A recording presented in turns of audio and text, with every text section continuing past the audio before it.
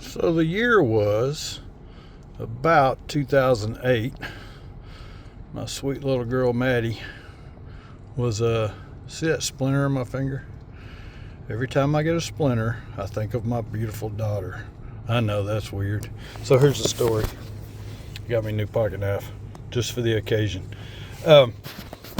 So I was a woodworking teacher, and I was in the shop a lot, and she knew how to do stuff. Even as an 8-year-old, she knew how to do some simple woodworking stuff. And so 2008, I'm sitting on the couch. We're watching Phineas and Ferb, I think. Greatest cartoon ever, by the way. Look it up. Clean, motivational, creativity. They make fun of the dad, but that's the only real negative thing in it. Long story on that. So we're sitting there watching Phineas and Ferb. I'm sitting there on the couch with her, and it's in the afternoon, and I just got off work, and I said, she's sitting right next to me. I said, "Oh, I got a splinter in my finger." She said, "What?" I said, "I got a splinter." She said, "Give me your pocket knife." I hand her my pocket knife. She keeps it closed because she knows how to be safe with a pocket knife. She walks in the kitchen. I think I don't know what she did. I should probably put bleach water on it or something to clean it. But she came back in, sat down next to me, said, "Give me your hand." You know, real demonstrative 8-year-old.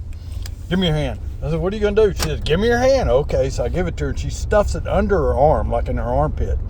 And so my forearm is in her armpit, and she's got a hold of my hand that has a splinter in it. So every time I get a splinter, I think of my daughter. So she opens that pocket knife. She says, "Hold still." And she starts picking and digging at that splinter. It's a pretty good sized splinter. The one I have today is about, 3/16 long maybe. But she starts digging at it, and I'm going, "Ow!" She said, "Quit crying, you big baby." And and she's, "Hold still." And she almost got, "Hold still." She pops it out. She said, "See, isn't that better?" I said, "Well, don't I get some Neosporin or something?" And she runs. She closes the knife and then drops the knife and then runs in and gets some Neosporin or hydrogen peroxide or something. "Are you better?" And then she looked at me and said, "I've always wanted to do that." And that's another show, the movie Up, where the little Boy Scout kid was with the old man. You remember the house floated away with the balloons?